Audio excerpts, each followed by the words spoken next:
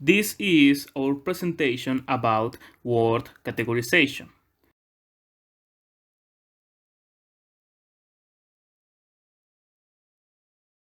We started with a categorization into parts of the speech. I'll start by explaining the verbs. A verb is a word that describes a state of being or an action. In this case, we have the word move. It indicates that something changed its position. Next are the conjunctions, words that link phrases. This is the conjunction but, and it means that the two phrases have a contrast between them. Lastly is the preposition about. A preposition is a word that precedes another. And about means that the next thing being said concerns an specific subject. Then we are going to move into adjectives. An adjective is a word that names an attribute. Here we have them categorized into words with the suffix less and words with no suffix at all. In the adjectives with the suffix less, we can find the words meaningless, that means that something has no sense, and the word restless. It means that the subject in question hasn't been resting well. In the adjectives with no suffix, we have the word well. It means that something is good. And lastly, we have the adverbs. These are words that describe another words. They can describe verbs, adjectives, or even another adverb. Here we categorize them into adverbs with the suffix less and adverbs with the suffix ly. In the suffix less, we have the word regardless. That means despite. In the suffix ly, we have the words flawlessly. That means that the action has been performed without any mistakes. Then we have the word increasingly. It means more and more. And to finish, we have the word succinctly. It means that something has been said in an efficient way.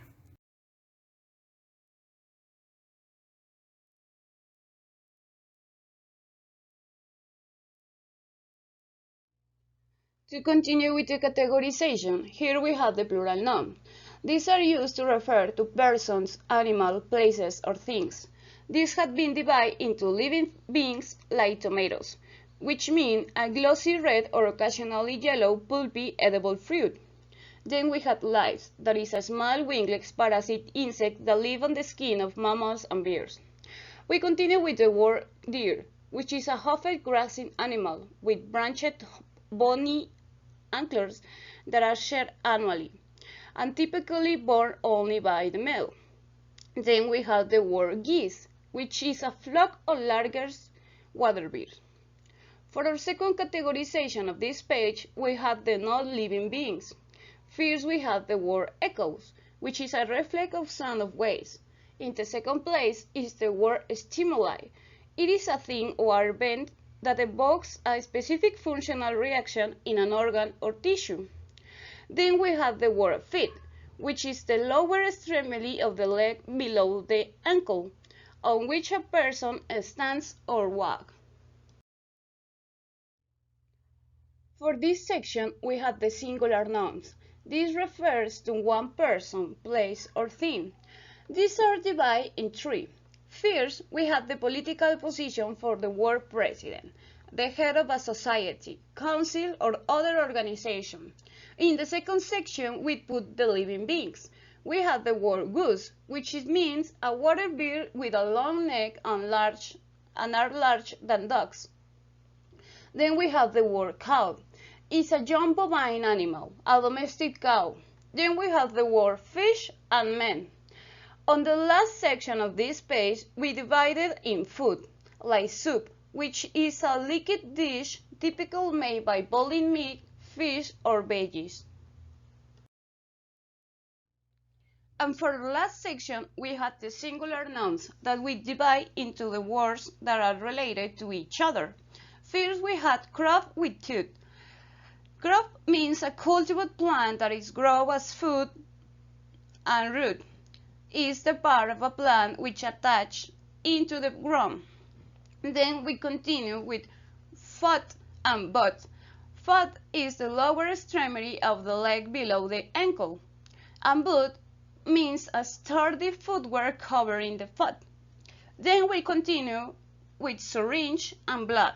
Syringe means a tube with a nozzle and piston for sucking and ejecting liquid like blood in a tiny stream. Then we had family and crew. Family is a group of one or more parents and their children living together as a unit. And crew means a group of people who work closely together. And for our last section, we divide into qualities. We started with cleanliness, which means the step of quality or being clean. Then we had rudeness, which is a lack of manners. Then we continue with reconciliation, which means the restoration of friendly relations. And for finish this video, we have the word analysis. This means the detailed examination of the elements of the structure for something. Thank you for watching.